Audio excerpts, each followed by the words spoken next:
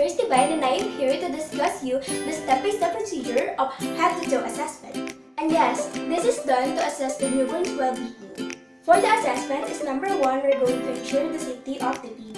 So we're going to remove all materials near her that could probably harm her. Second is to have a bowel syringe ready beside the baby. So this bowel syringe is used to clear the mouth and the nose of the baby and thus preventing aspiration.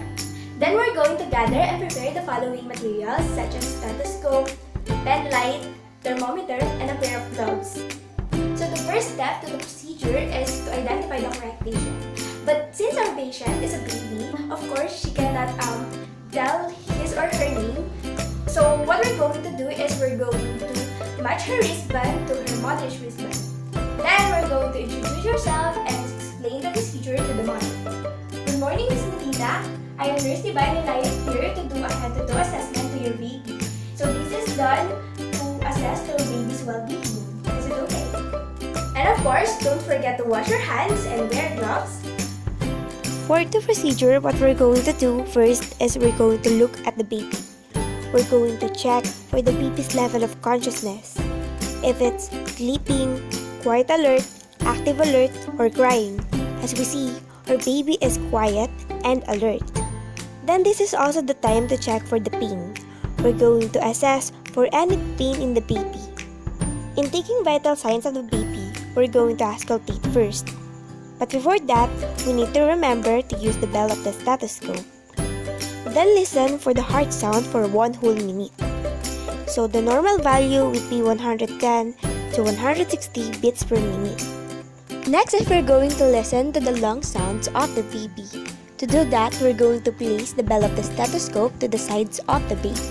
The rationale for this is the baby may be too empowering or the heart sounds of the baby could be too empowering and we may hear the heart sounds in the chest or in the back instead of the lungs.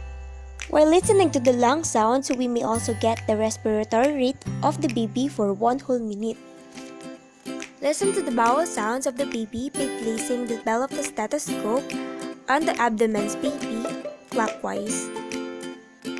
So next is we're going to check the temperature, but we're going to save that for later because babies hate this step. So take off the baby's cap. So we can see that the baby has so many hairs or could be bald. So to check that is we're going to take our hands and run it all over their head. We are also going to check for suture lines. So this part is the corneal suture and this part is the sagittal suture. So we're going to also check for the shape of the head. So sometimes the head could be elongated.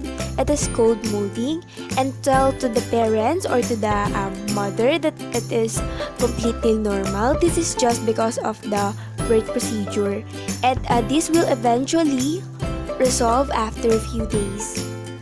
In examining the eyes, we're going to use pen light and shine it in the baby's eyes. So if the baby's eyes is not that open yet, then we're going to dim the light so the baby's eyes will automatically open. Remember to not force the baby's eyes to open. Next is we're going to check for the ears. So the ears should line up with the eyes. So if they don't, that could be a fetal or congenital abnormality or maybe an alcohol syndrome.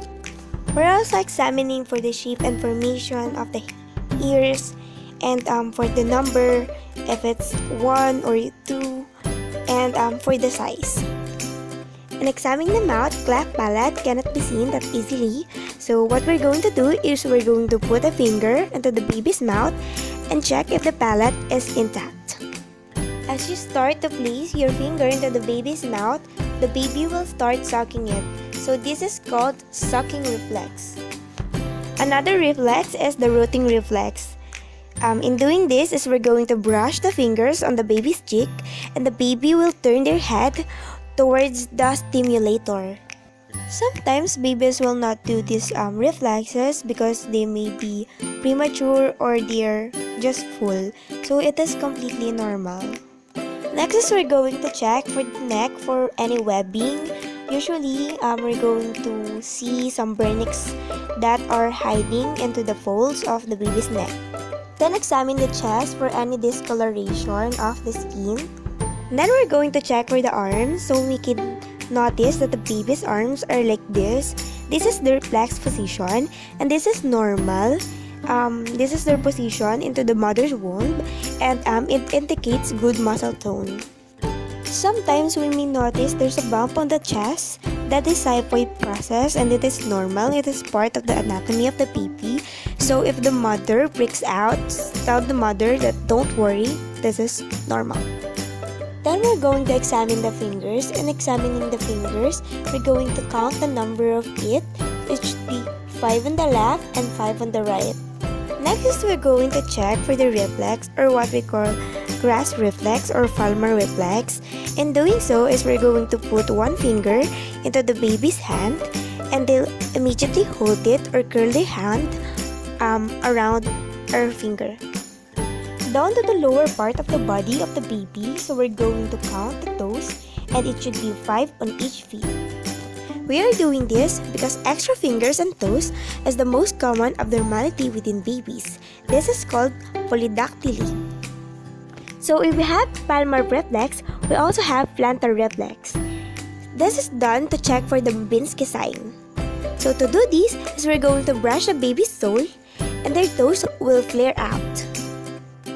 In checking the perineal part of the baby, gestational age is very important. If it is a full-time baby girl, her labia minora and labia majora should be covering her clitoris. We may also notice a white stuff between the vaginal folds and that is called smegma. Instruct the mother to do not rub it off. It is normal and will eventually diminish after a few days. Sometimes we may notice that there is a blood into the diaper's baby. It is called pseudomenstruation. It doesn't mean that the baby has her period already. It is just the mom's hormone is circulating in her body. This peak period is normal during the first few days. In checking a baby boy's perineal area, his meatus should be at the tip of the penis. And if the meatus is not in the tip and it is on the side, then it is abnormal. And sometimes we may also notice that the baby's urine is dark amber in color and it could be mistaken as a blood, but don't worry, it is normal. For bowel assessment is we're going to assess for the first stool of the baby. It is called the meconium stool. Meconium is a greenish black, tar-like, and it is very sticky. So when the baby starts eating, the color may change into yellow, brown, or green. It may vary depending on the formula of the food. Also check out for the stool because one more than watery stool indicates diarrhea. Instruct the mother to tuck the diaper underneath the umbilical cord. Do not pull or tug the umbilical cord because it is extremely dangerous. Assess the umbilical cord. There should be no redness, swelling, drainage, or any bleeding. So the appearance of the cord depends on the baby's hour old. For example, it is 1 hour, so it is thick and shiny. And after 2 days, it shriveled up and almost yellow in color. And then we're going to turn the back of the baby and check for the curvature of the spine. And then we're going to assess the buttocks where lower back meets the bottom. And then we're going to check for any Mongolian spots or sacral dimple. Mongolian spots is normal, it is a birthmark, and sacral dimple is not. So the last thing that we're going to get is the temperature of the baby. By doing that is we're going to place the thermometer into the armpit of the baby. Make sure to do it correctly. Next is we're going to do aftercare to the baby. Then we're going to remove our gloves, discard it, wash our hands, and document the data. And that is a head-to-toe assessment of the baby. Hope you learned something and goodbye!